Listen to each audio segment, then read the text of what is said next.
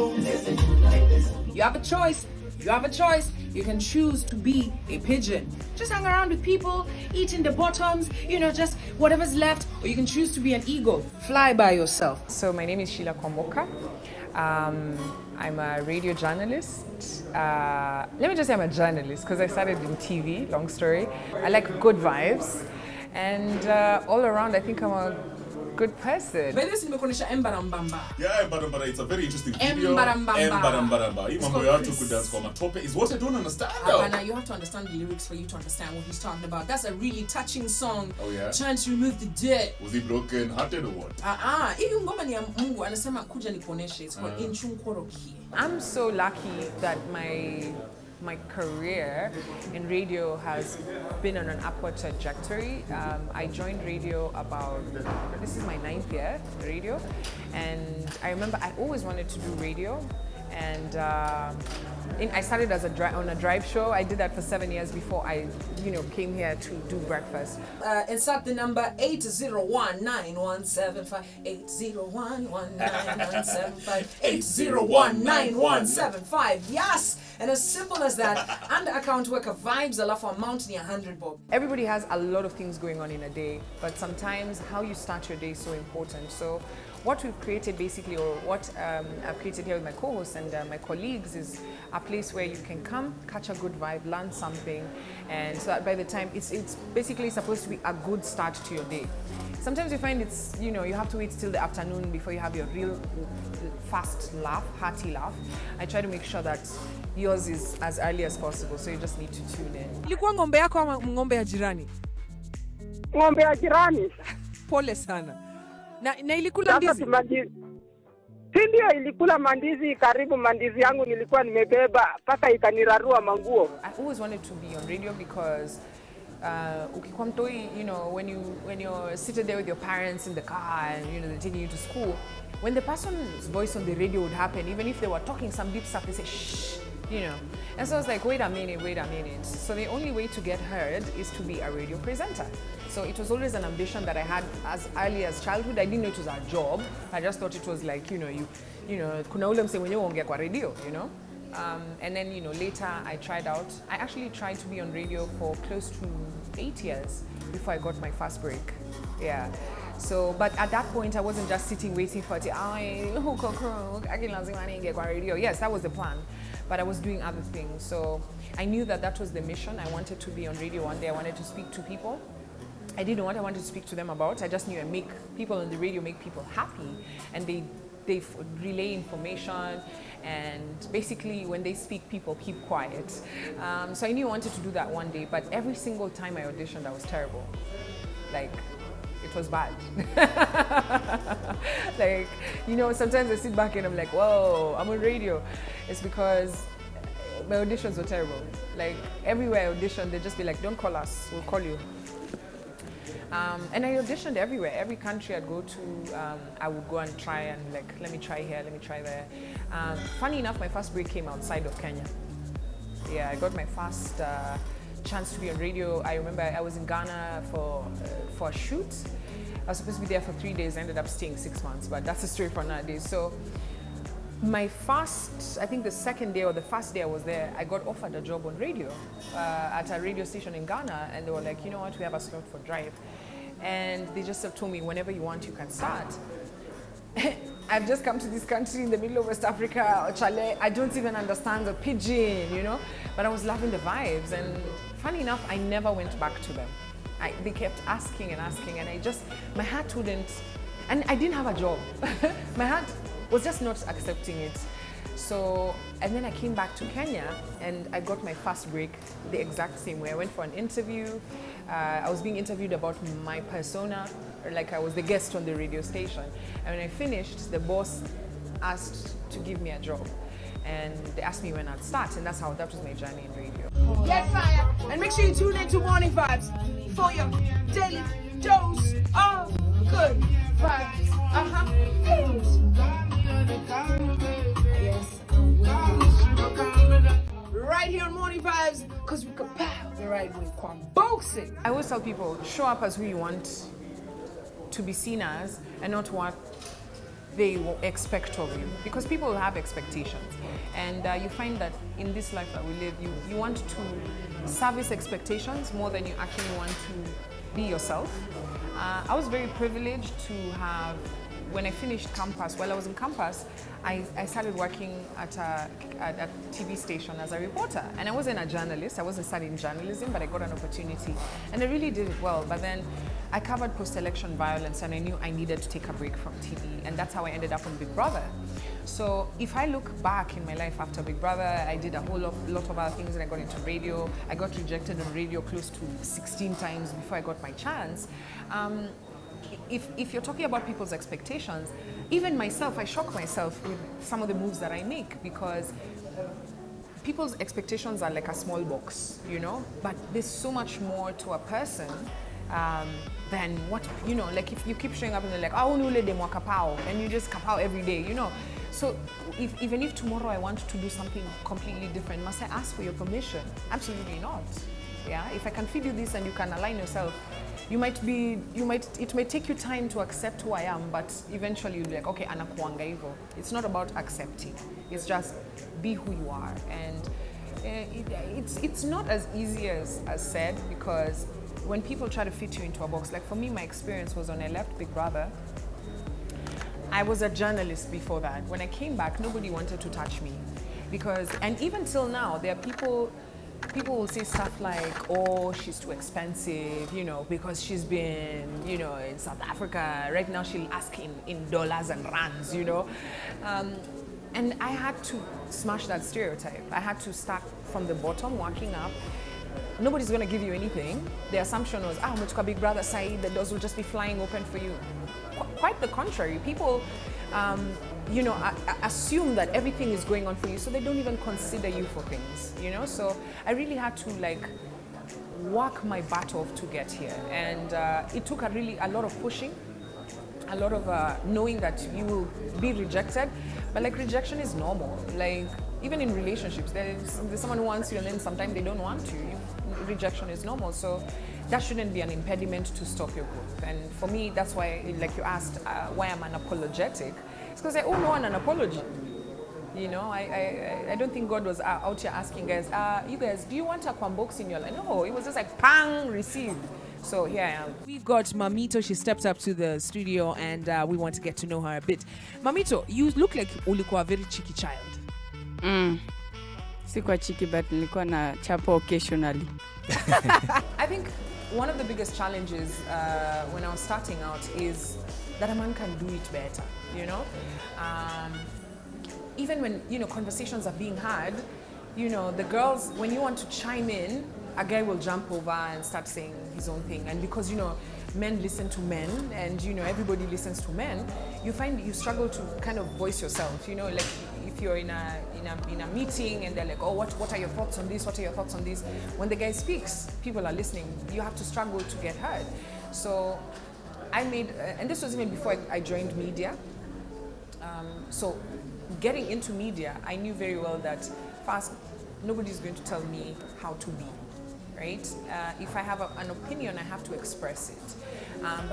But you look at, you know, a lot of people in the game, they're like, they would, you know, shy off from sharing their opinions because you're like, nobody wants to hear them, nobody's giving me an opportunity. I learned really quickly, nobody's going to give you any opportunity. You gotta go out there and grab it, you know. So if you feel like you want to try that space out, go there and try it, and, you know, make sure you show. You might need to work harder than your, you know, the male counterpart, maybe because they've been chosen, but like you have to prove yourself. Behind the scenes, you know, you'll find like the work behind the scenes in media is mostly done by men. So it's very exciting to see more women, you know, challenging that space, and they're just like, yo, listen, I'm going to do camera work, you know, and they're like, utabebana na camera, eh.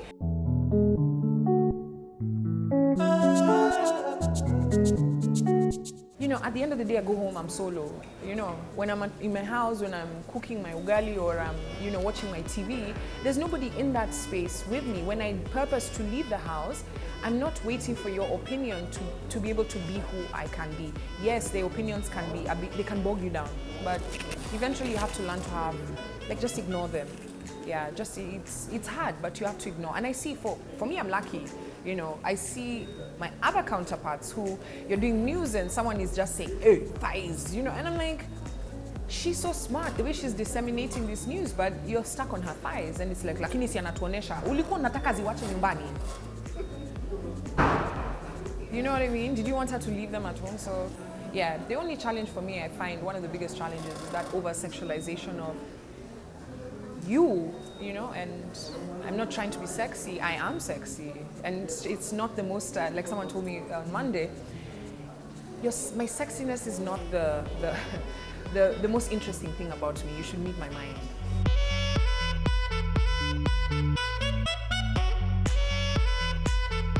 First, I'll tell you, expect nothing. Nobody's here to give you anything. Unless your mother owns the things, like maybe she has her own TV station. Nobody's giving you anything, all right? One. Number two, you being a woman is not a it's not a shortcoming. It's not a chip on your shoulder. You know, it's not like there's, even with parking, there's parking for the able and the ones for the disabled. There's no parking for men, and oh my God, we need a spot for women. No, because you have to fight, you know? And I urge more women to have more gumption, you know? Just don't sit and say, you know very well, because at the end of the day, there's something that bothers you. Like, there's something that bothers you to get out of bed and go out there and grind. It could be a business you want to start. It could be you want to be a female mechanic. You want to be an astronaut, right? But the biggest challenge is you go and ask someone, hey, I'm thinking about being an astronaut. The first thing they'll tell you is it's impossible, right? So when you look at your male counterparts, then they go for it. I'm not saying all of them. Then they just go for it. They don't even have that thing of a team. Will they say no? Then they just go and try. Kingia, sawa. Ispoingia, sawa. We need more women like that. Why am I into changing life? So my mantra in life is in 3 throng. If you ask Sheila, like, yo, Kwambox, what's your plan? You know, like, what do you want with life? I want to give hope, I want to sign checks, and I want to travel the world. It's as simple as that. So what does that mean? Give hope. We live in a world where there's so much hopelessness, and when you ask, okay, why is there hopelessness? It's because of lack of information. You know, people are hopeless because they don't have info on how to get themselves out of that hopelessness. And a lot of people prey on that hopelessness, from politicians to businesses to, you know, everything. When you look at brands marketing themselves, they prey on your hopelessness. Oh, you're poor. Win yourself, you know, 1 million Kenyan shillings. That's preying on your hopelessness. But once you equip people with info, then we're able to see a change in society. Like, you can't have, if you have a community somewhere in, to say, Umasaini, na wanakuwa na shida ya lions ikikula the cows. I mean, are you really expecting someone from Nairobi to come up with a solution for that? Does it ache me? It's not it's not the shoe that pinches me. I'm not wearing it. So it needs those people in there to come up with solutions. And I'm going to tell you this. If people doubt how far you can go, then go so far that they can't see you no more. Hey! Of course, was realizing the impact that I had on people's lives while I was in Big Brother. I traveled around the continent and I met different women groups that had organized themselves, you know, different ages. There was teenagers, there was people in their 20s, people in their 50s. I went to this group in Nigeria and they told me that I had inspired them to even leave their husbands. Bad marriages. Can you imagine? And someone who has been married for like 40 years. For me, I think the highlight was, wow, you don't realize just how much impact you have just being yourself. Be yourself. Because there's you, why do I need to be you? So that impact was really shocking. I didn't know that I had that impact when I was in the house. And then I think another impact is, you know, I run an NGO, Southeast Africa, and I remember the first time we went to distribute mosquito nets because this was my passion. And, you know, and then you go to this village and you do all these things, and after a while, the villagers start calling you for all their problems. Like, so you've gone and taken mosquito nets, you've given them information, now they're like, oh, so-and-so is graduating, we want you to be there, whatever, you know, and so when you realize the impact that you have on society, it really, for me, that's the thing. I love impacting people. Industry Night, when I set up Industry Night, which is a platform that I set up to educate artists, and so far I've worked with over 1,000 artists training one-on-one. And this is my pro bono time. And seeing artists, you know, who started from there and then have catapulted to become some of the biggest artists in the region, you know, is really exciting. So for me, I think my highlights in life is seeing the impact that I have on people. I could tell you about things physical, you know, things that I've managed to buy, but they fizzle. The feeling of achieving or attaining, you know, a job or a material thing, it fizzles. Like for me, it's usually after 5 days. I'm bored already, you know. So I never speak about this. I speak about that feeling of impacting someone. That one stays with me. It gets me out of bed. Wagwan people, it's Thursday, and as you do every single day, it is time for your wake-up call. Listen, you don't always have to have a plan. Sometimes you just need to do your best, let go, and let God do the rest. When I was in Big Brother, we did this session where we talked about malaria for a whole week. And I remember it stuck with me because mimi ni Kisii. Na nikitoka Kisii bana, one of the things, ukienda tu Kisii kasa hiyo unatoka Nairobi, you have to take anti-malaria. Because when you come back, you might just come back with malaria. And I've seen people, you know, he had stories of people dying. And you're like, at that time it was 2010, someone dying from malaria is ridiculous, you know, considering it's preventable. So, and then you hear people are dying because they don't have mosquito nets, because of poverty. So I was like, guys, we can do something. So when I left the house immediately, I asked guys to chunk. I didn't even know how I was going to start. I was just like, guys, I need to raise mosquito nets. I'm going to this village and this is what I want to do. And I got donations from all over the world. People were sending in money, mosquito nets, and so we went to do the first excursion, and I knew it. Immediately I did it, I knew this is what I should be doing.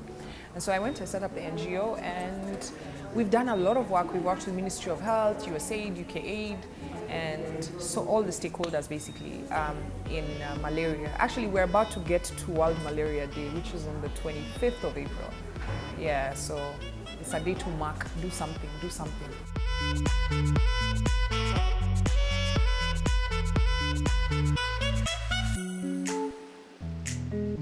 If you check my hashtag on Twitter, it's Africans for Africa. Africans for Africa is something that I bore when I was in Big Brother, and interacting with many Africans, you realize like our issues are the same. We don't know each other. At that point, all we knew about each other was stereotypes. Can you imagine? Kenyans are like this. Oh, Nigerians, they are, Ugandans. And there's so much more to us. We're so alike in so many ways. I've traveled within 25 African countries in the continent. And every country I go to, whether French speaking or Spanish speaking or English speaking, we are one, you know? We are one in so many ways. Africans have distinct values that we uphold, and to see that around the continent, the youth of the continent are facing the same challenge. Let me not even say the youth. Africans are facing the similar challenges: poverty, bad leadership, raping of our continent, taking our resources, money leaving the country due to multinationals operating in the continent that are providing things that our local people can be providing. But that won't change unless you educate the African youth to connect with. Uganda's problems are not very different from Kenyan youth's problems. So hiyo kuleta watu pamoja is all I'm seeking to do. Have a radio show that when I speak, because the continent wakes up around the same time, we're speaking on a continental basis. And it started. On my show, I have people who call all the way from Malawi, from Nigeria, from Barbados. It's 4 in the morning, to midnight. They've sat waiting to share their opinion on this show. So that's the thing that I'm looking at. If you had a 13-year-old sister, teenager, unamwadvise na nakwambia akimani nimefall in love, akimi nataka ni tu nikimaliza high school tu, akinataka tu imagine I'm in love, use one movie. Would you advise them to get married early? Ama unamwambia enda ufanye career yako nini ukishajisete uko na do zako ndio get married? I mean, for me, I think the most important thing is I'm grateful that I am the way I am, because not a lot of women are, like me. In what way? From as early as a child, I was a tomboy. And, my parents thought it would fizzle somewhere, and then, she'd, grow into a lady somewhere. And they realized that there's different types of ladies. There's not, the skirt-wearing lady or the lady there's different types, Every woman is a lady in her own right. So, but the idea that, you know, there's a lot of young girls who are probably like me thinking, I can't be there because there's a certain type of babe that they're looking for. No, sis. Hata kama una kazi yako tu ni hata sijui kufanya nini, you're okay. So for me, I know that I'm opening a door for those girls who feel like I'm not like the normal, I'm a tomboy, I'm a this, I'm a that, whatever it is, you can be, it doesn't stop you from exercising the skill or showcasing yourself to the world. So there's no limitations, you just have to be. And we need more, every woman in their space. It doesn't have to be media or politics. Even if you're a janitor, yeah, unapanguzanga meza, and uko na excellence, you know? Carry yourself in a way that hata saa zile hauko, hata ni kajob kadogo, lakini saa zile hauko watu wanasema nani yako? See at ile where you don't show up and guys are just like, hiya, you know so-and-so hasn't come to work for a month. Nobody has missed you. That's a problem. You're not impacting. So I don't think impact only happens on the, you know, when I have 7 cars or, you know, in that space, that mamamboga who, she has that heart that so-and-so doesn't eat. I know I have a no kukopesha policy, but those 5 people, I have to feed them. Even if there's nothing I'll get from them. Because, and that kindness, you will resonate. You'll be like, you know, there's someone who feeds me for free, you know, and carry that kindness. So whatever you are in your space, there's an impact, there's something that you can, which could be your legacy. And for me, I think my, is sharing information and just opening and making sure that let's be okay, let's leave no man behind, let's go. The best thing you can do for yourself on this earth, in this life, is just be yourself. And how do you know how to be yourself? What comes naturally to you? I know it could be something that other people don't appreciate, but ask yourself what comes naturally to you. They might not get it, but eventually they will. If guys can like me kicking up in the air, guys, can you imagine, right? And they're like, we want more of that. It means people, the world needs your authentic self. So please be your authentic self. That's all I'll say.